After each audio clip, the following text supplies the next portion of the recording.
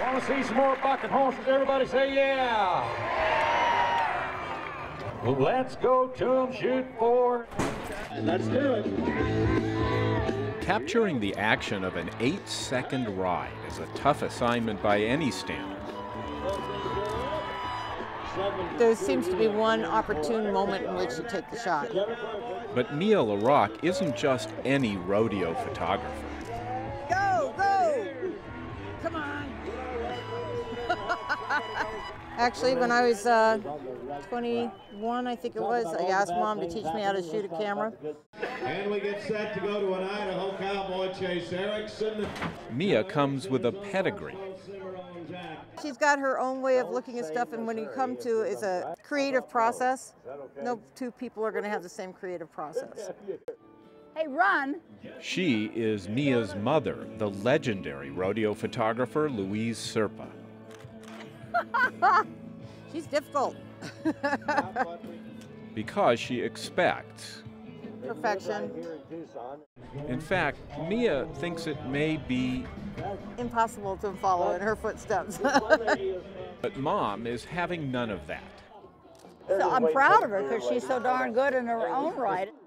Oh, he's not going to be moving well tomorrow. How are you? Good to see you. Good seeing you. Good to be here. Serpa can't walk 10 feet at the Tucson Rodeo without bumping into someone she knows. I'm all right. I'm a little weak in the knees, but... And at times as wobbly as a newborn colt. I think maybe we ought to get this whole thing settled right now. There you go. Cowgirls may not cry, but they do get sick. And Serpa is in the fight of her life. They ran some tests and they did the scope at St. Joe's. And he came in and sat on the side of the bed and he said, "It's cancer." Can I say what I said? I said, "Oh, shit." How are you? Serpa is not one to mince words, and she can't say enough about the care she's received at the U of A Cancer Center. I was panicked when I went in there the first time because, number one, cancer was all new to me. Number two, I certainly had never had any kind of,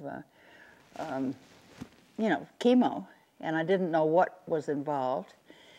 And they make it so easy and take all the bugaboos out as much as you can. And yes, some of it hurts, but it beats dying all to hell.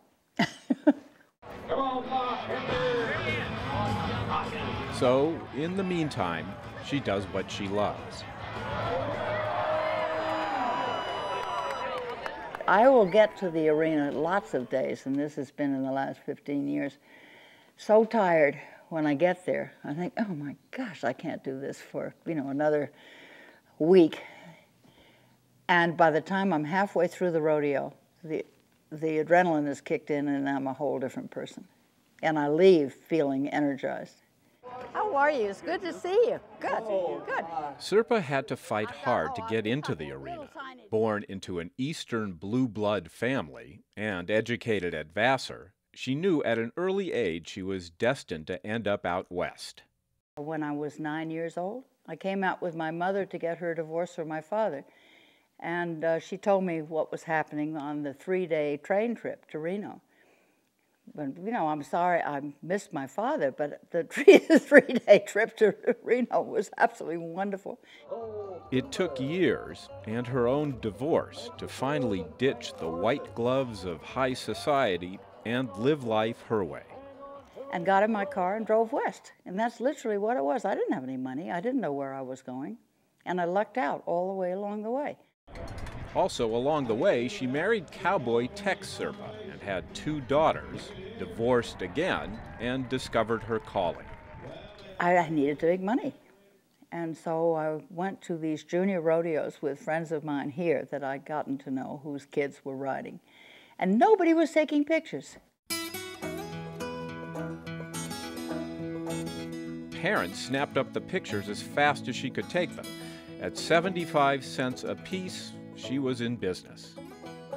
Watch the feet. Timing is everything. But it was the cowboys who made Serpa famous.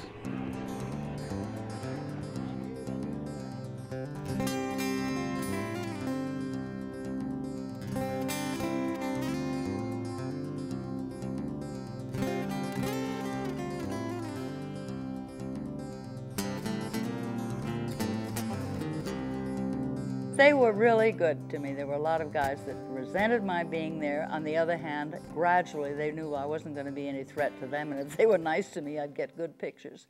So they protected me. There was a wonderful Protect Louise Serpa Society going with it.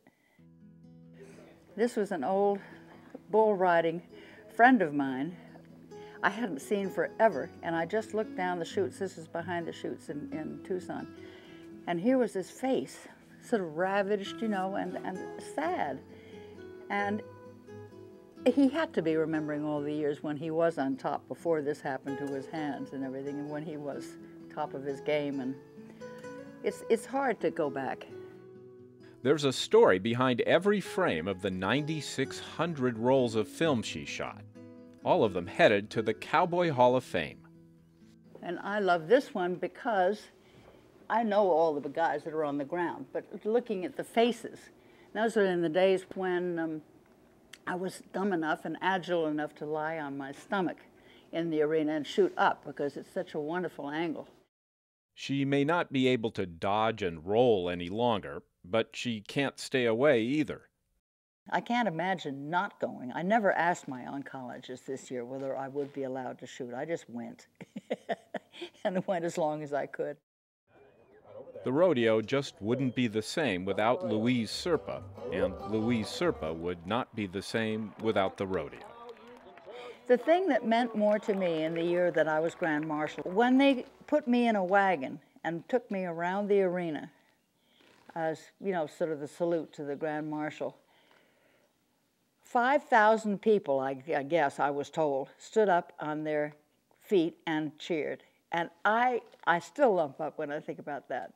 There were more friends of mine out there and children, I mean, of grandparents that I had shot. I had touched so many people's lives inadvertently that moment, I wish I'd had a recording of the cheers, but I will never forget that, ever, ever, ever.